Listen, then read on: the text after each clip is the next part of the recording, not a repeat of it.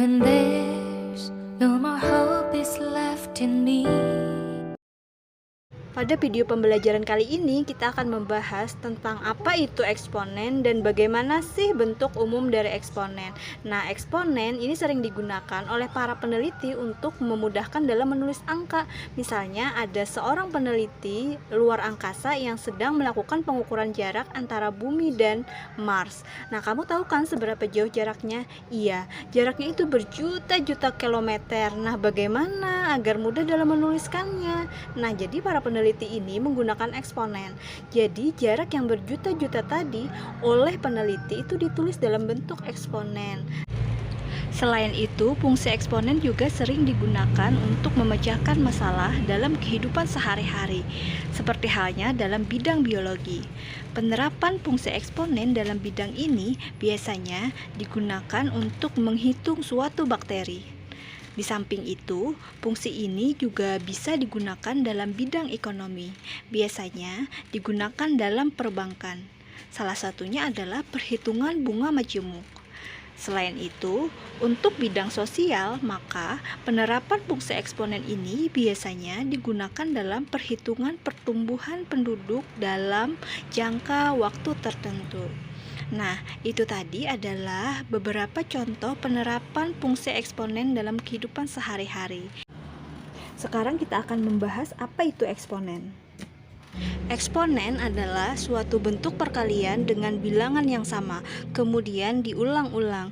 Iya, jadi semacam perkalian yang diulang-ulang gitu loh. Eksponen ini bisa juga kita kenal sebagai bilangan berpangkat.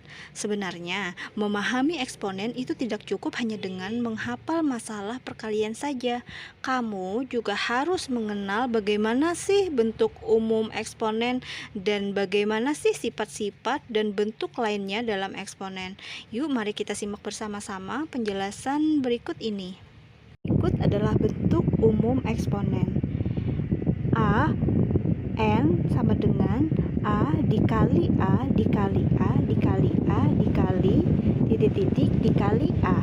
Nah, artinya A dikali A sebanyak N faktor.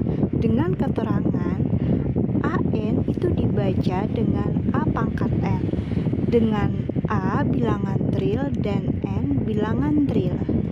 Yang A itu adalah bilangan pokok atau basis dan N itu adalah besar pangkat. Mari kita mulai ke contoh soal berikut. Silahkan perhatikan contoh soal eksponen berikut. 2 pangkat 3. Nah, 2 ini adalah bilangan pokok atau basis dan 3 adalah besar pangkat. Nah, jadi 2 pangkat 3 itu artinya adalah 2 dikalikan sebanyak 3 kali. Jadi bisa kita tuliskan menjadi 2 dikali 2 dikali 2. Berikut ini adalah contoh yang kedua, yaitu negatif 3 pangkat 2. Nah, dengan tanda negatif itu ada di dalam kurung. Jadi sebelum kita mengerjakan, kita kenali lagi nih mana yang basis dan yang mana yang besaran pangkat. Oke, mari kita saksikan. Ya, ini ya.